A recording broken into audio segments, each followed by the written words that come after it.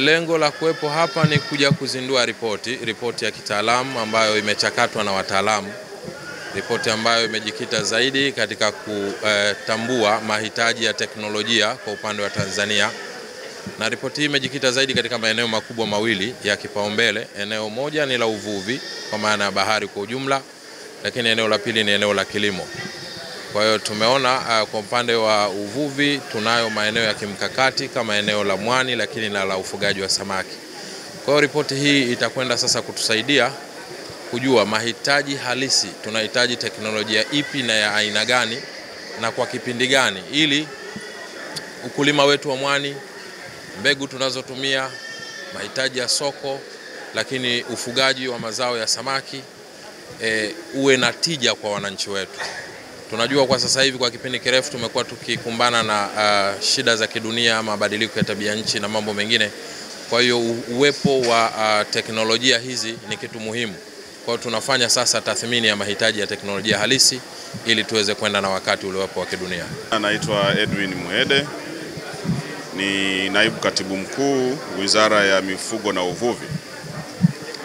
Kwa siku ya leo ambayo ni miongoni mwa siku muhimu kwetu, hasa kwenye sekta za uzalishaji, nimekuja hapa kumwakilisha Mheshimiwa Waziri wetu wa Mifugo na Uvuvi.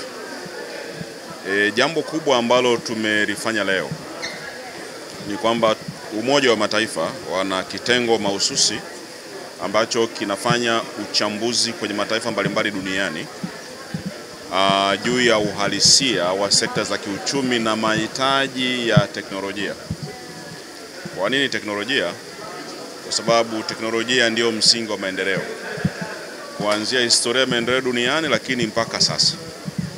Sisi kama nchi tuna teknolojia za kwetu ambazo tumekuwa tukizibuni na kuziboresha kwa kadri ya mahitaji, lakini unapopata nafasi ya kufanya tathmini na mtu wa nje, mtu mwingine anayekuja kutathmini kiwango chako cha teknolojia na utayari au uwezo wa kuitumia teknolojia hiyo, au inaitwa absorption capacity kwa lugha ya Kiingereza, inakusaidia kujua namna ya kujiboresha zaidi na zaidi.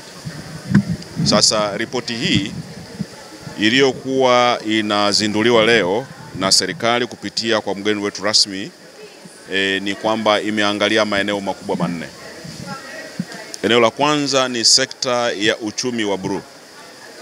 Uchumi wa bluu una mambo mengi, una viumbe hai kwa maana ya samaki pamoja na mwani, lakini uchumi wa bluu una huduma za usafirishaji, marine transport.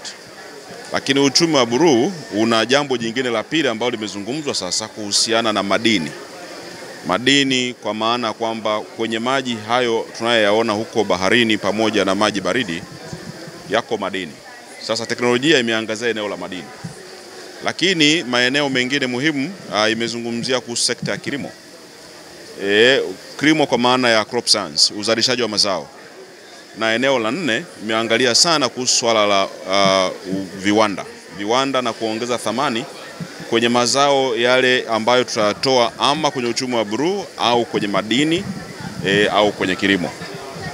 Kwa ufupi, kwa sababu ripoti hii imeangalia jinsi ambavyo tunafaa kuwa na muunganiko wa pamoja kama nchi, imebaini ya kwamba bado ushirikiano kati ya watunga sera kwa maana ya serikali, wale ambao wanachambua sera ili kusaidia uamuzi wa kisera kwa maana na vyuo vikuu, pamoja na sekta binafsi ambao ndio watumiaji wa teknolojia hizi, eneo hili la kuongeza ufungamanishaji bado lipo nyuma. Emmanuel Andrew Sweke, mkurugenzi mkuu wa mamlaka ya kusimamia uvuvi wa bahari kuu.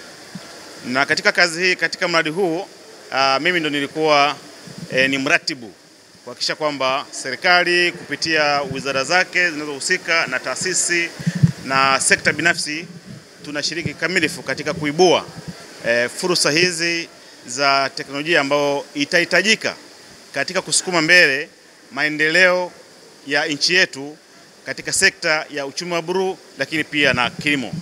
Ni kwamba hayo ndio maeneo makubwa ambayo baada ya kuchakata sekta nyingi ambazo zimeainishwa, na kwa kupitia miongozo ya Umoja wa Mataifa, hii benki ya maendeleo ya teknolojia, lakini pia na ile taasisi ya kimataifa inayosimamia masuala ya rasilimali katika sakafu ya Bahari Kuu, kwamba hao ndio maeneo ambayo ni muhimu sana. Kwa tunapoelekea kule mbele, na kimsingi ndiyo mtazamo wa makubaliano na Umoja wa Mataifa na taasisi nyingi ambazo ziko chini yake, kuhakikisha kwamba nchi ambazo zimeendelea na zile ambazo zimetoka kwenye kundi la nchi zinazoendelea, zimekuwa nchi ambazo zimeendelea walau miaka 5, zinawezeshwa katika masuala mazima ya kuwajengea uwezo, lakini pia na masuala ya sayansi, teknolojia na ubunifu, ili kuweza kuharakisha yale matakwa na malengo ya nchi hiyo kufikia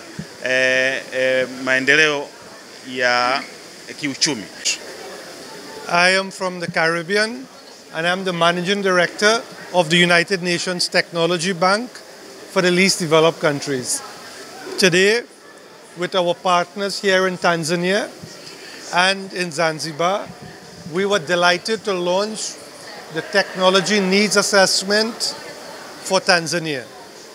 We are delighted that for the first time we have launched a Technology Needs Assessment focusing on the important sector of agriculture, but also the blue economy.